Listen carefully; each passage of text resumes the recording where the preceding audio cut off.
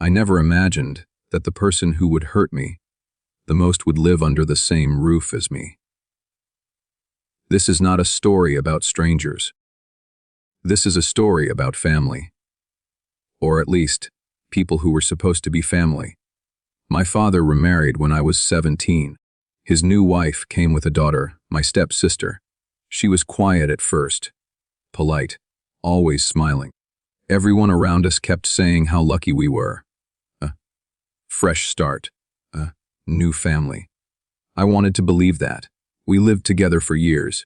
Same house, same table, same holidays. On the surface, everything looked normal. But slowly, very slowly, I began to notice something I couldn't explain. She listened more than she spoke. She remembered things I forgot I had said, and she asked questions that felt unnecessary. At first, I thought I was being paranoid. As I got older, I became focused on building my life.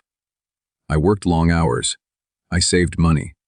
I stayed quiet about my plans. I wasn't loud about my goals. I believed in moving silently. But one dream mattered more than the others. I wanted to start a small business. Not something flashy, just something honest, something I could grow with time. I spent nights researching, writing ideas, planning steps. I didn't share it with friends. I didn't post about it online. I made one mistake. I talked about it at home. My father knew, and my step-sister knew. She acted interested. She said supportive things. She asked how it would work.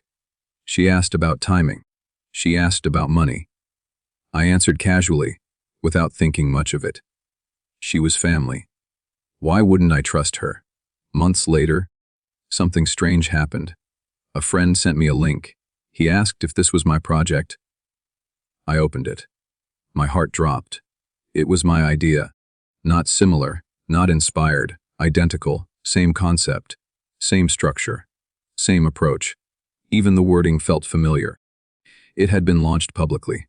Social media pages, promotions, everything, and the name attached to it was hers, my step-sister. I remember sitting there in silence, staring at the screen. My hands felt cold. My chest felt heavy. I wasn't angry at first. I was confused. I kept telling myself there must be an explanation. So I confronted her. She didn't panic. She didn't deny it. She didn't even look surprised. She just smiled. Not a warm smile, a calm one. She said, "You talk too much." I act. That sentence stayed with me. I went to my father. I expected him to defend me, to say something, anything. But he stayed quiet. He said he didn't want to get involved. My step-mother said I was being dramatic. She said ideas belong to everyone. In that moment, something inside me broke. Not loudly, not emotionally, just quietly. I realized something important. Family doesn't always mean loyalty. Sometimes it just means proximity. I stopped arguing. I stopped explaining. I stopped fighting for fairness. I walked away. I focused on myself again. I rebuilt my plans from scratch. New ideas, new direction. I stayed silent. Meanwhile, her business struggled. At first, she pretended everything was fine. Then the posts slowed down. Then the promotions stopped. Then the website went offline. No announcement. No apology. No explanation. Months passed.